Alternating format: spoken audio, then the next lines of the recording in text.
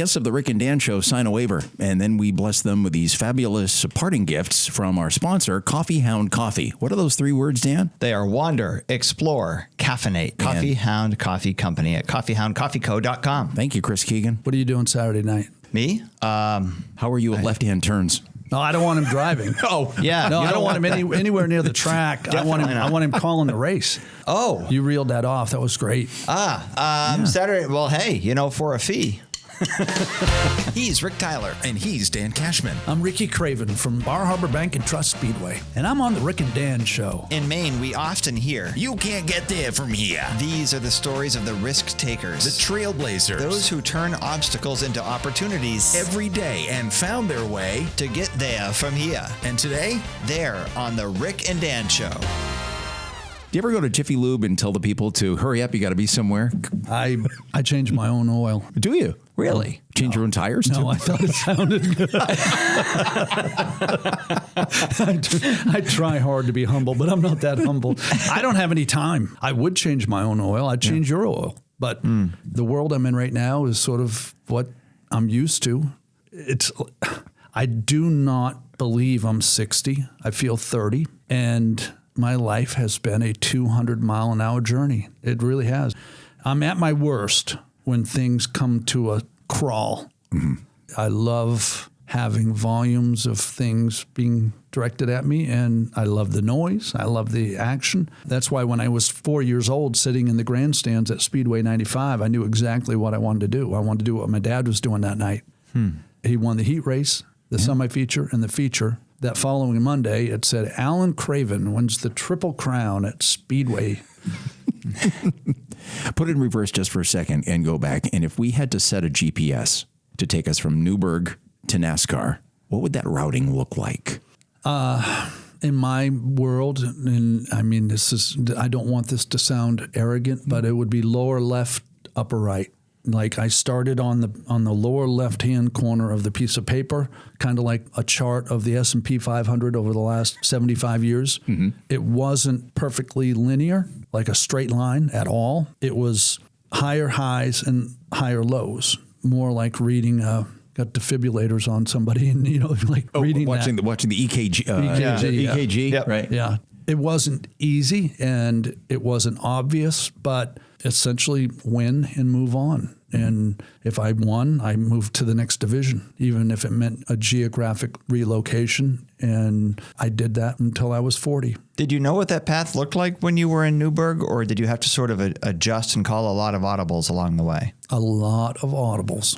Excellent question, because you need a lot of ingredients, but two things that are front and center. And number one, you have to be resilient. You're going to lose a lot more than you win. And you have to be very creative, flexible, or, what's the alternative? And I don't want to say plan B, because I did chart my course in that I knew where I wanted to be and I had a vision of how I was going to get there.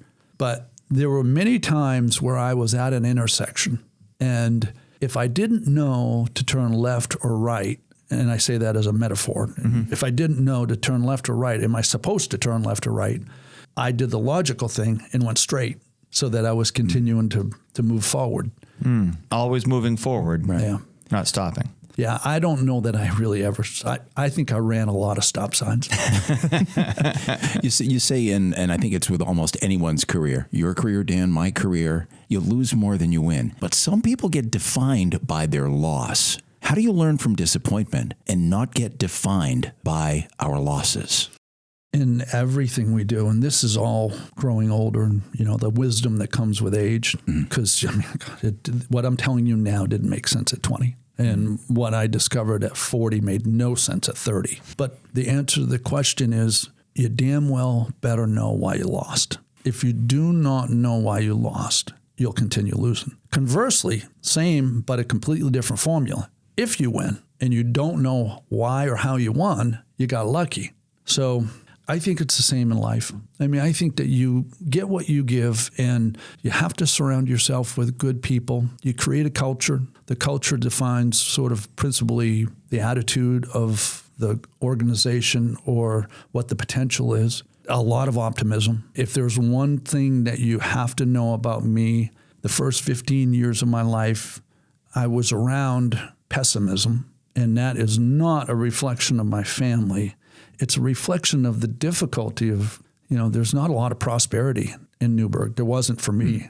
I grew up on a small farm and just, the environment, there wasn't a lot of prosperity. And I remember my dad parking his truck behind the house and not understanding it. And eventually coming to light that he was parking it out there so they couldn't find it to repossess it. Oh my goodness. That is how I remember some of my childhood. And I had a great childhood, but I say great because I'm an optimist. And if there's one thing I can share with young people that are paying attention, your destination is exponentially higher, better, more rewarding if you go through life optimistic. If you go through life with the glass half empty every day, you've predetermined your fate. I wish you told me that 50 years ago. I don't think so. No. Where did you get the optimism? If you were surrounded by pessimism, I guess first, did you always have it? Were you just sort of inherently optimistic? And secondly, where did that come from? Where did it stem from? I can't answer the chicken or the egg thing, right? I think most of what you get is inherent, and I think that you can acquire skills. That's what we call investing in yourself, which I've done and continue to do. But my grandmother was a very special lady, and everybody who came to visit my grandparents on my mom's side took food home. Then nobody left without food. It was crazy. And my grandmother cooked on a wood stove. And very much like, very, very blue collar. On my dad's side, they took family photos in the parlor. I didn't realize how contrasting it was until I was exposed to a different life, which was pretty early in my life, in my teens, because I was racing Quebec, Montreal, Cincinnati, Nashville. So when I got outside of my bubble or my perimeter, across the Portsmouth Bridge and saw things that were just a little bit different, and then very curious, I've sort of fostered that with my children, gotta ask questions. That served me very well. And I still wear people out. I'm going to wear you out today. I ask questions. Why? Why? Okay. I need to understand things. Unity, Wiscasset, Oxford, Speedway 95. I wonder about racing those main tracks and what you learned that helped you when you got to national tracks and the lights were brighter. Very little. Really? Yeah. So I learned fundamentals. Okay. And those are things you do with your feet and your hands. The reason it was important for me to, if I had success, move on is so that I didn't become stagnant or complacent and just pick up bad habits. I will tell you that fundamentally a race car driver is a race car driver, but you don't play on a basketball court the same size and dimension, 10-foot basket everywhere you go. I was racing on third-mile tracks. Biggest track was a half mile, and then Bob Bear builds New Hampshire Motor Speedway, and it's like that was a blessing. You talk about planets aligning. Like I was there helping build that in my own mind. And I lived in Concord, New Hampshire when it was being built, and I was there like every other day. And I won the track championship. I won, I think, the third race that was ever run there, because I knew I had to adapt to those bigger tracks, higher speed, and every one of those tracks is a different discipline and requires different inputs. Your sensory, like what makes you an athlete or a talent, your sensory tells you where your braking points are, where your turn-in points are. But as an athlete, as a driver, you have to constantly evaluate what is the limit of my car today. On the Cup level, that we had 14 cars to choose from. If one got wrecked, they built a new one. But we always had a stable of like 14 horses. And we chose a specific car for a specific track. And you had to learn the limit of that car. You also had to understand the limit of the racetrack, which was constantly changing. Like a fresh, clean racetrack has a lot of grip. An hour into the race, you're sliding. So you have to change your line. You have to change how deep you drive into the corner or where you pick up the gas. And then you're constantly, with your hard drive, evaluating yourself. Like, what are your limits today? Like, are you on your game? And maybe you're struggling with something and you just can't get past it. It's a personality of your car, and the car says, I don't want any of that. I can't do that. You're asking me to go in the corner at 212 miles an hour and change directions, and I'm not going to do it. And you argue with your car with your feet, and you wrestle the car with your hands, and you change your line. Instead of going in the second groove and putting some weight on the right front to help turn the car, maybe you throw the car on the right rear tire on the very high line that has more banking, more support, but it's a longer way around. You've made the track longer, but you can maintain 3 or 4 miles per hour more going in the corner and not have to lift through the center. So that's the comprehension of what a driver does for 3.5 or 4 hours. That is fascinating. Blew my mind. Yeah. And this sport has been fascinating to me for a long time. I think it actually started with you. I was not, I guess, too aware of it until I was aware of you. So thank you for opening my eyes to it, first of all. But secondly, what has fascinated me about it is the leading up to racing. I know that I was a kid, I played wiffle ball and farm league and little league. I'm not a major league ball player, but I know that's how people get started. And you start playing street basketball, you play youth ice hockey. I don't know what that path is for this sport. How do you go from watching to driving 212 miles an hour and having the instincts to do it well? Very similar to every major athlete or talent, musician, pilot. It's created or fostered in something you experience or read about or you're exposed to. And in my case, it was my dad driving at Speedway 95 and the same grandstands that I acquired. Mm-hmm. I mean, literally the same thing. So Did you carve your initials into one of them? Look, it's me. Still there. RC. I mean, oh, that was fun. It's I love that racetrack, but some of it is almost retro. It is retro and a different flavor. And I sat there and watched my dad race and compete, and I knew what I wanted to do. I know that for certain. I didn't talk about it, but when I was 15 years old, 13 years old, I convinced my parents to buy this car. It was a 1970 Chevelle, and it had a roll cage in it. And it was sitting in a field, and I said, it's crazy that car is just sitting there. That could be a beautiful race car. But nobody finished it. I remember they paid $150 for it, and it was one of the best investments they made because I couldn't wait to get home, get off the school bus and work on that car. And 13, 14, 15, 16, that you can find trouble or trouble could find you. And I never got in any trouble because I was working on that car. Eventually, I recruited my buddies to help me work on that car. Again, things I wish you'd said to me 50 years ago. Yeah, it worked out pretty well, Rick. But that's principally that would be the first start. Mm-hmm. Yeah. Like Charlotte, as an example. Steph Curry, I watched him at Davidson, and it was very apparent, actually before that, in a private school in Charlotte. But his dad was a big-time player for the Charlotte Hornets. And I think he had the record for three-pointers for years. Like, he was the real deal. I didn't know that. And then Steph and his brother were legitimate players. I mean, Steph for Davidson, wow. He took that tiny little private school in Davidson, North Carolina, to the Elite Eight and was one shot away from going to the Final Four. And then, of course, it became obvious when he got to the NBA, right? But it's never obvious along the way. No. Do you ever get tired of talking about 2003 in Darlington? No, because prior to that, a lot of people wanted to talk about breaking my back at Talladega. Like, really, that's what moves us, are those moments. And I have one. When I was a kid, it was Carlton Fisk hitting the home run in 75. Like, I had two heroes. I had Richard Petty and Carlton Fisk. And I don't know that Carlton Fisk wasn't at least parallel with the King. Those moments. The 2003 was a moment. And I knew it almost immediately. And I'll tell you why. Yeah, how? Yeah. Because nobody left. Like, there is a cannonball run at every major event for people wanting to get out and beat the traffic.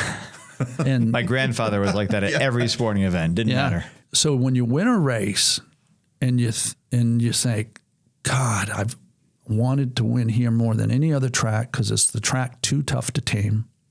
200 miles an hour on the corner entry, that close to the wall. It is literally you against the track every lap. You can't say that about every other race course. It's you against the other drivers. I mean, if you're at a track that's easy enough to run 2, 3. Some racetracks like Michigan, you can run 4 wide.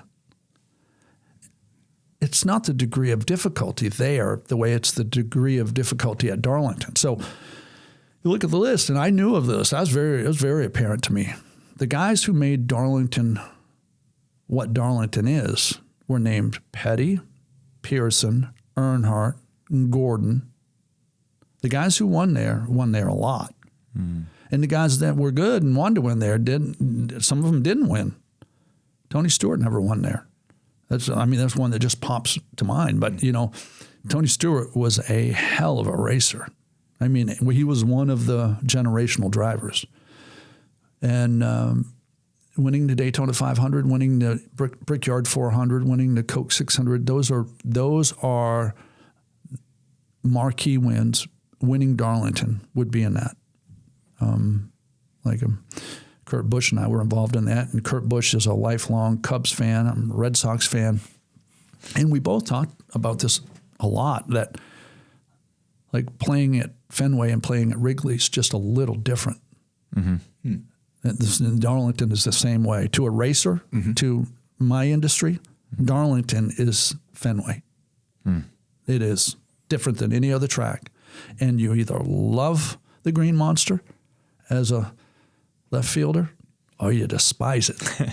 And a lot of drivers despise Darlington. Kyle Petty, long before I even got acquainted to Darlington, said, I hate this place. I'll always hate this place, and I'll never run well here.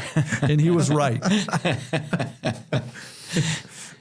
Speedway 95, you acquired the same bleachers that you sat on. How special is that for you?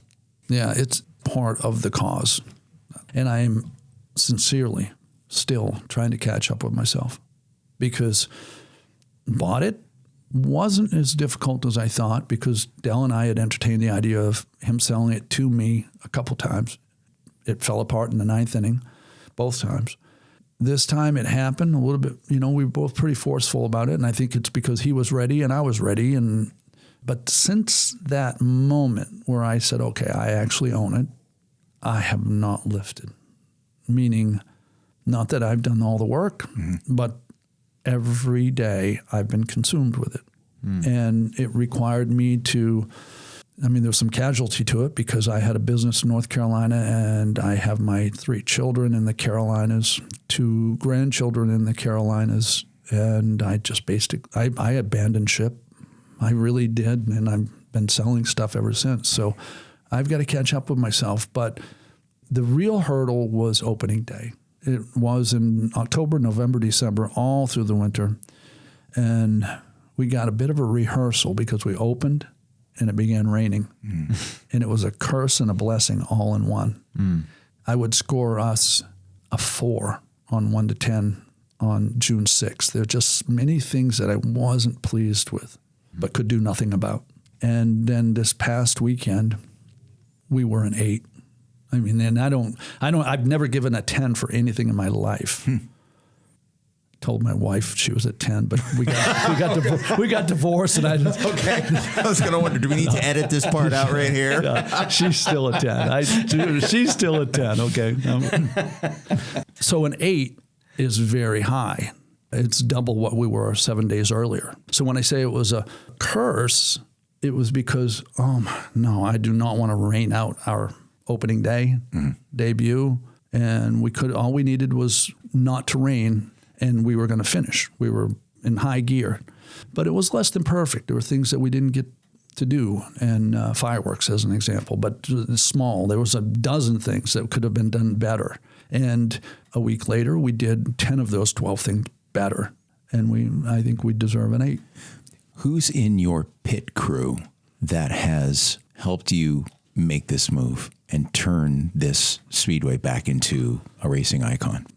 Curtis Simard, President, CEO of Bar Harbor Bank and Trust, and he won't like that I said that, but we both have to accept our roles, and my role is to take this through the next 10 years. That's what I signed on for when I bought the track.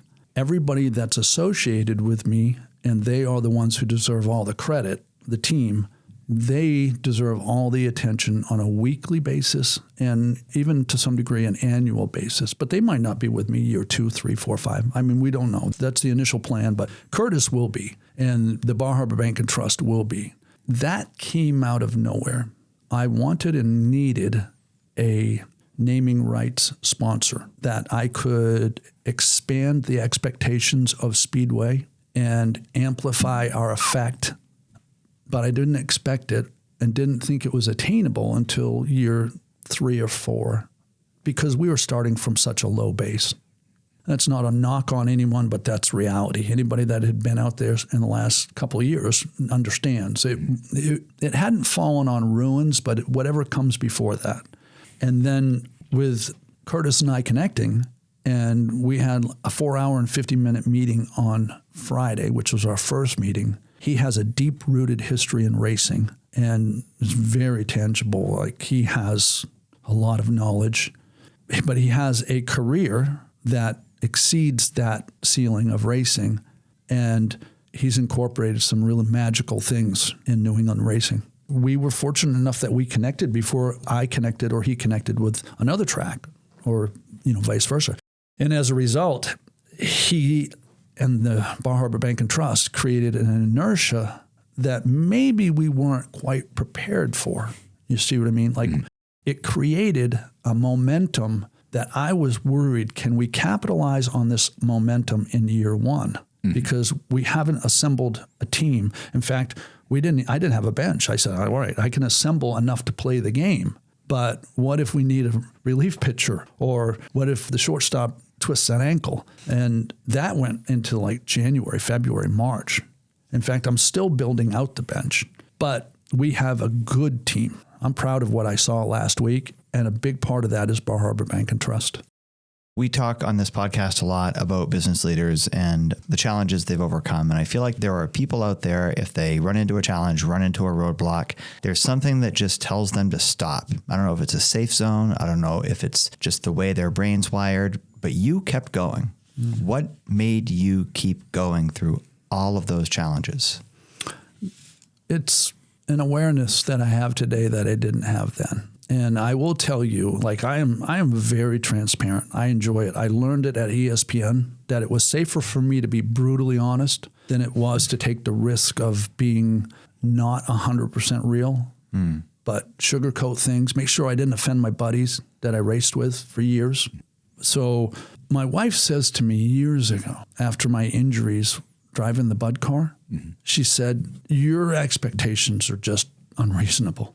And she said it forcefully. She's only 5'1"3/4. I mean, beautiful lady, small but mighty, and very intellectual, which I like. I like that in anybody I meet.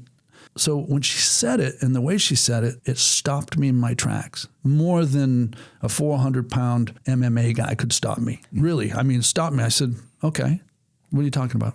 And she goes, your expectations, they're just ridiculously impossible of everything and everyone. And what was happening was, after I got hurt driving the Bud car, I pushed and pushed and pushed and pushed, and I pushed everybody around me, and I was dealing with something that couldn't be pushed, a head injury. And I get emotional talking about it because it was an ugly time in my life. But Dr. Tawny at Chapel Hill told me, we can put your arm in a cast.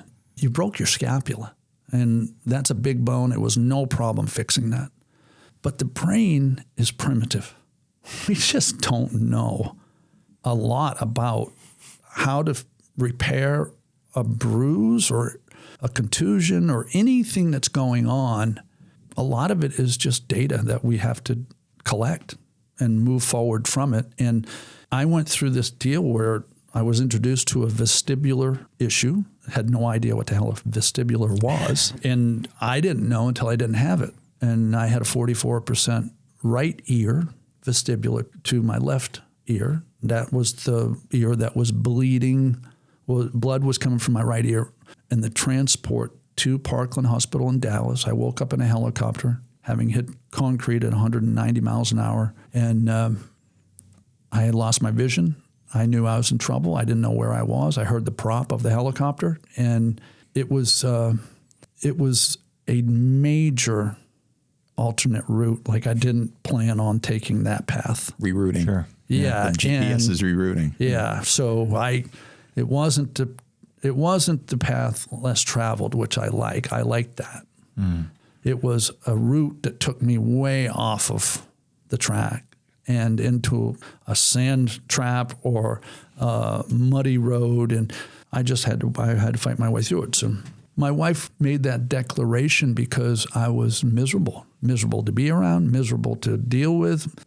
So I was sitting on a boat, Moosehead Lake, my kids jumping off the back of the boat. My wife's reading a book, and she said, God, you're still in a bad place. And I said, do you know what day it is? And she said, it's Sunday. And I said, yeah, they're racing. They were racing in Michigan. And I belong there. And I had no idea they could race without me, is what I was telling her. Like, something about this is wrong. I can't figure it out, and I have to figure it out. And then she said, I just read a paragraph, great quote that you need to remember, because this is you. Tough times don't last. Tough people do. And I have it written in everything I do. You know, like some people might not be inspired by that, but my Newburgh, Maine DNA is tough times don't last. Tough people do. A lot has changed in NASCAR. Things are safer. There are technical changes. I had to look this up and read about this to frame this question. What has changed NASCAR for the better, and what do we miss because it's gone away? You guys are pretty damn good. I'm serious, because you just set me up for what's going to be it has the potential to be controversial, or at least conflicting. I'm sitting with Ken Squire on the beach having breakfast. Ken Squire was one of my favorite people, and he called the races for 3-4 decades. Daytona 500, 1979. That was, I think, the greatest viewership that they had in like 30 years. So I'm sitting there with him having breakfast, 2004, and he said, you know, we're making the sport too safe. And I said, wait a minute. I got helicoptered out twice. You're talking to the wrong guy. And he said, no, I'm telling you, we are dancing on the pin of a needle.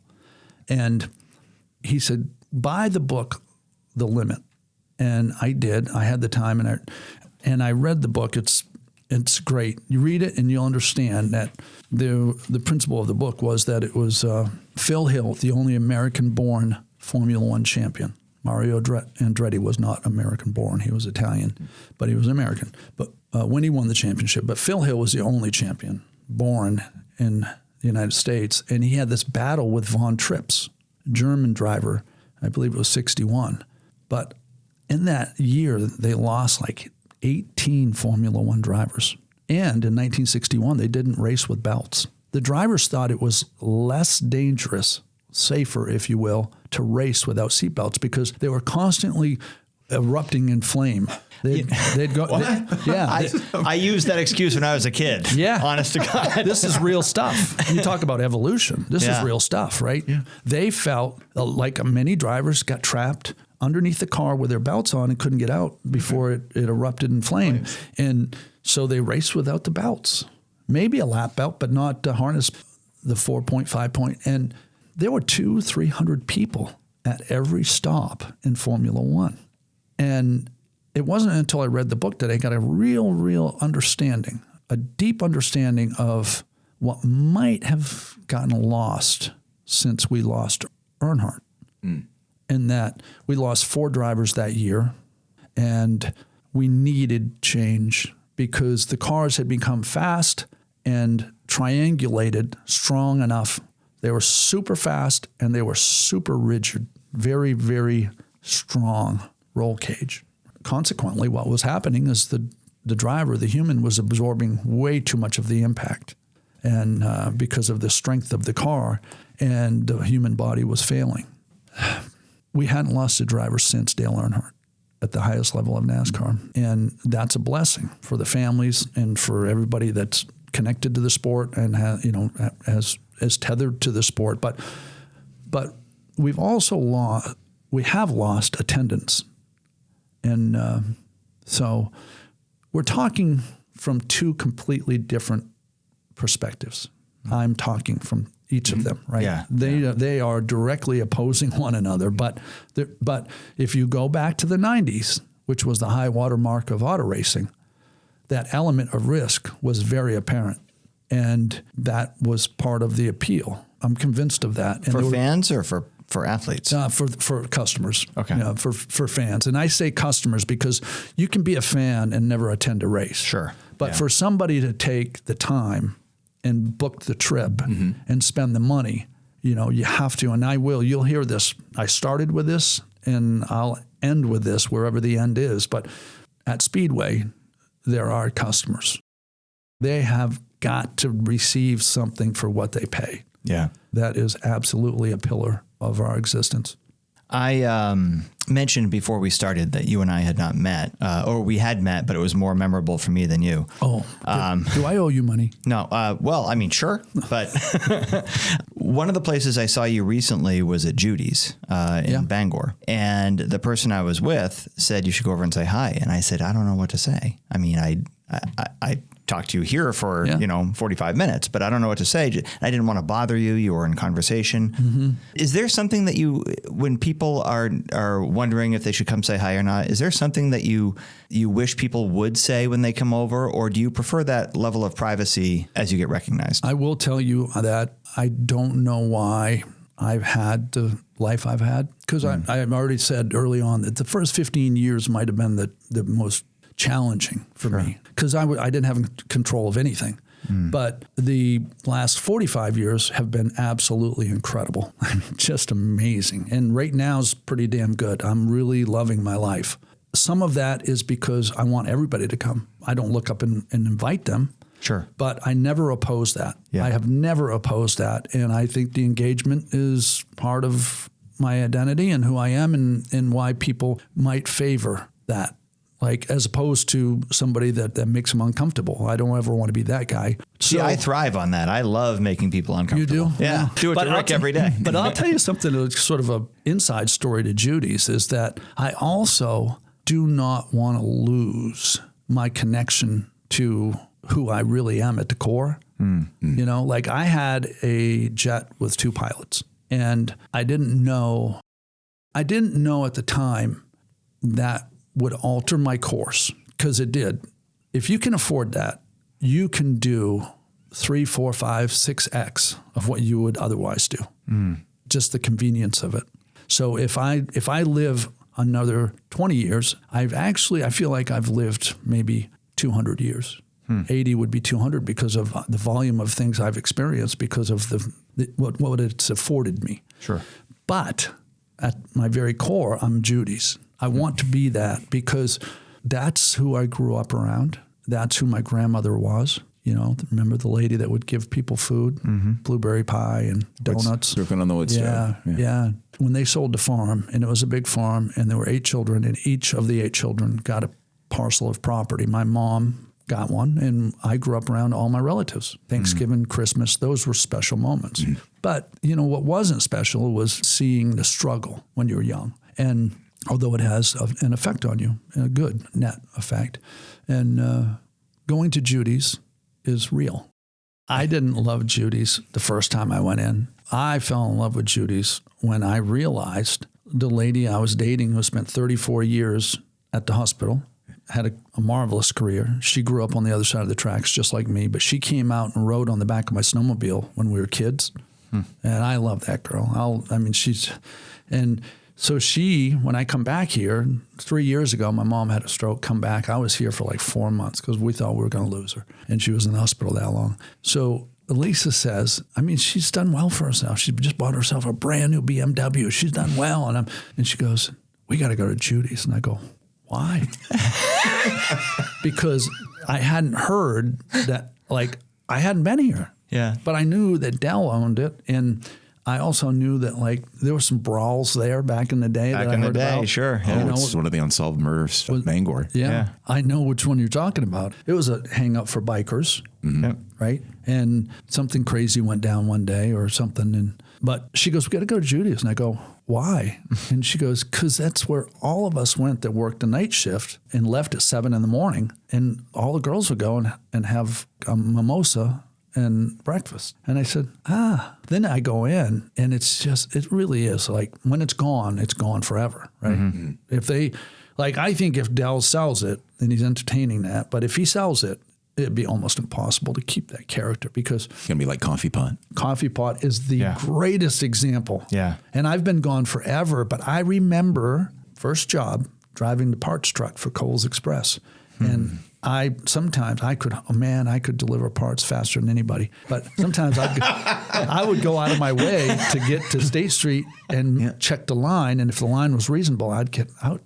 Because say the Coffee Pot opened at 11, freaking line started at 10 in the morning. Yeah. But you ate one of those, and by the time you were done with your delivery route, you still smelled like onions. Yes. That is so amazing. I'm standing in line at the airport 30 years ago.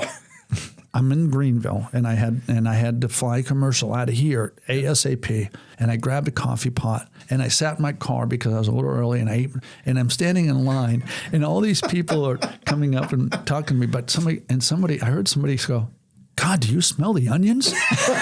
and I go, at first I go, well, somebody's got onions. and then it was like, everybody goes, yeah. And I go, oh my God, it's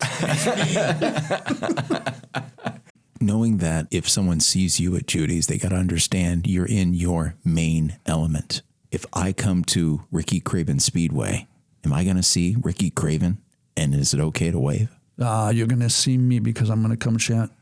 Last week, midway, I start in the pit area, but I never stop. And I connect with the drivers. I connect with the crew members.